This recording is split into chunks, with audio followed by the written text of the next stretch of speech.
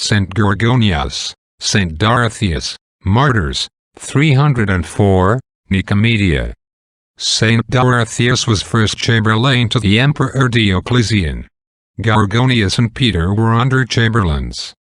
They were the three principal eunuchs of the palace, had sometimes borne the weight of the most difficult affairs of state, and been the support both of the emperor and of his court. When the palace of Nicomedia was set on fire, probably by the contrivance of Galerius, who unjustly charged the Christians with it, Dorotheus, with Gorogonius, and several others under his dependence, were very cruelly tortured, and at length strangled. Peter, having refused to sacrifice, was hung up naked in the air, and whipped on all parts of his body. After the executioners had torn his flesh in such a manner that the bones started out, without being able to shake his constancy, they poured salt and vinegar into his wounds. Then had a gridiron brought, and a fire made, on which they broiled him as we do meat, telling him at the same time that he should continue in that condition if he would not obey. But he was resolute to the last, and died under the torture. The bodies of St. Dorotheus and his companions were cast into the sea by an order of Diocletian, lest the Christians should worship them as gods, as Eusebius mentions, which mistake of the heathens could only arise from the veneration which Christians paid to the relics of martyrs.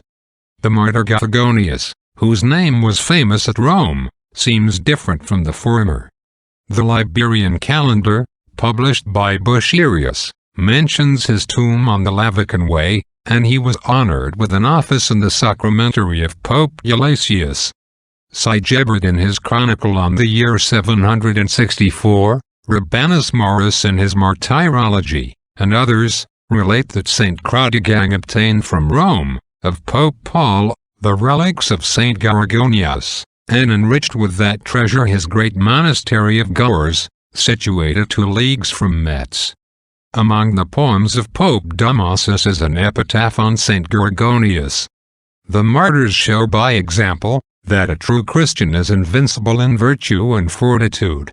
For, as St. Gregory Nazianzen says, he looks upon misfortunes and crosses as the seeds of the most heroic virtues. Therefore he exults in adversity. Torments do not discompose the serenity of his countenance. Much less do they change the steadfastness of his heart. Nothing is able to pull him down. Everything yields to the magnanimity and wisdom of this philosopher.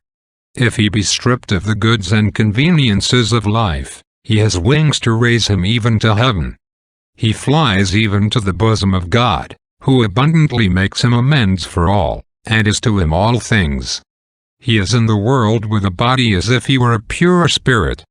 In the midst of passions and sufferings, he is as invincible as if he were impassible. He lets himself be vanquished in everything except in courage. And where he submits he triumphs by humility, patience, and constancy, even in torments, and in death itself. Do we maintain this character even under the light trials we meet with? Oremus. May thy saint, Gorgonius, O Lord, gladden us by his intercession, and make us to rejoice on his holy festival. Per Dominum nostrum Iesum Christum filium tuum, qui tecum vivit et regnat, in unitate Spiritus Sancte Deus, per omnia saecula saecularum. Amen. Benedicat vos omnipotens Deus, Pater, et Filius, et Spiritus Sanctus. Amen.